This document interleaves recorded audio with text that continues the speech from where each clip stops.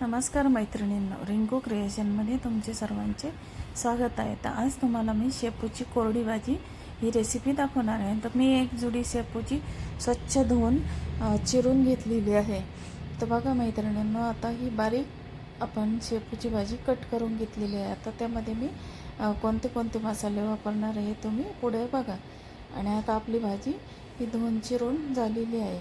तर बघा, आता त्यामध्ये मी शेंगदाणे, हिरवी मिरची आणि लसूण आणि जिरे हे मी वाटून घेतलेले आहे. शेंगदाणे भाजून त्याच्यामध्ये हिरवी मिरची, जिरे आणि लसूण आपल्याला असं थोडंसं जाडसं वाटून घ्यायचं आहे. तर बघा, अशा प्रकारे आता आपण हे वाटण तयार करून घेतलेलं आहे.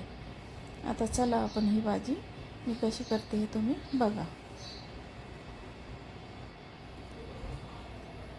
आता गॅसवर मी स्टीलची कढई ठेवली आहे. त्यात अर्धी पळी तेल टाकलेलं आहे आणि आता आपण त्याच्यात फोडणी करून घेऊया.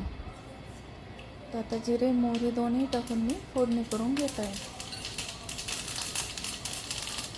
चला मैत्रिणींनी, आता आपली फोडणी होत आली. आता जो मसाला तयार केला आहे तो आपण त्यामध्ये परतून घ्यायचा आहे. आपल्याला हे 2 मिनटं परतून घ्यायचं आहे आणि नंतर त्यामध्ये आपल्याला हळद टाकून भाजी टाकायची आहे. आता आपण त्यामध्ये हळद टाकून घेतलेली आहे. आता आपण ती शेपूची भाजी आणि हळद टाकल्यानंतर परत एकदा परतून घ्यायचं आणि त्यानंतर ती शेपूची भाजी त्यामध्ये टाकून घेऊया.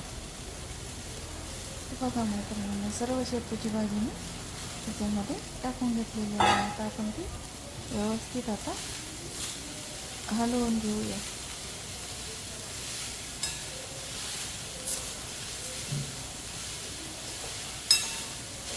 हे आपण हलवून घेतलेलं आहे.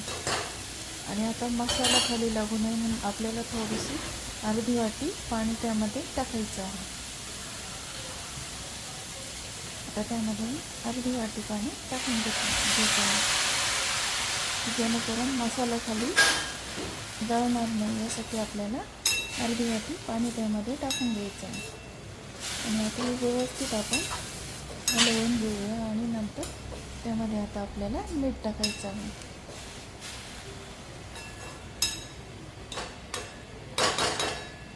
आता आपण त्यामध्ये मीठ टाकून घेऊया.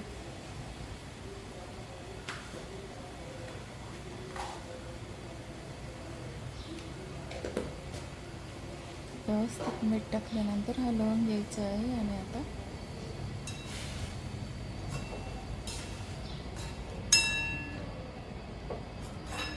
आपल्याला झाकण ठेवून त्याला फक्त 5 मिनटं शिजवायला ठेवायची. 5 मिनटामध्येही आपली शेपूची भाजी तयार होते.